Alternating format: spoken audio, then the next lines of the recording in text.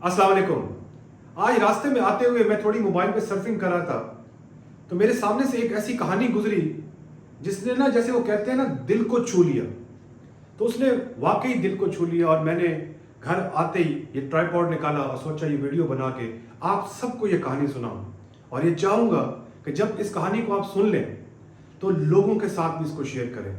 और इस कहानी का जो मोरल है वो इतना टची है, इतना यानी इमोशनल है कि आप में से जो थोड़े बहुत इमोशनल लोग होंगे, ये जो मेरी बात तक पहुंचेंगे, may be their eyes cried out. तो कहानी कुछ इस तरीके से है, ये मेरे हाथ में आप रबर और पेंसिल देख रहे हैं।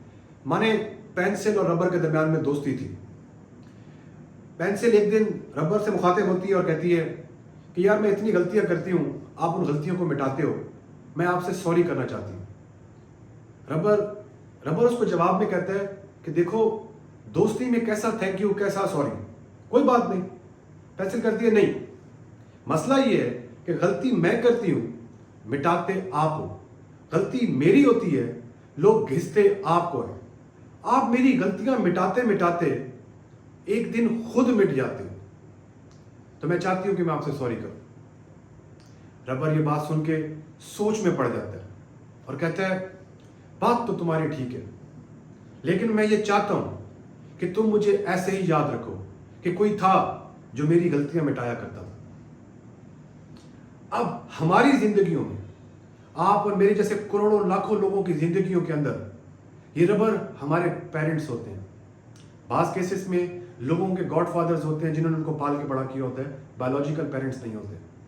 दोस्त हो सकते हैं, पार्टनर हो सकते हैं, लेकिन ऐसे लोग होते जरूर है हर जिंदगी के अंदर जो उनकी गलतियों को मिटाते हैं और मिटाते मिटाते खुद मिट जाते हैं।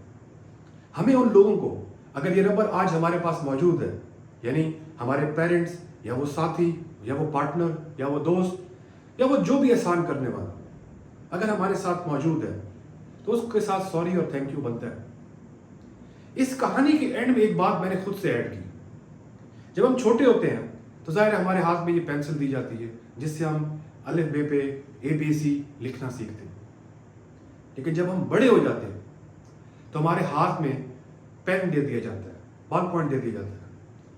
अब जब हम गलती करेंगे तो वो गलती मिटेगी नहीं, अब वो पुख्ता है। अब उस गलती को काटने का कॉन्सिक्वेंस है। मेरी आप सबसे गुजारिश है कि आप अपनी जिंदगी में मौजूद जहां जहां भी आपका रबर आपके पास है, उसको कम से कम सॉरी नहीं तो शुक्रिया जरूर बोलें। बहुत शुक्रिया।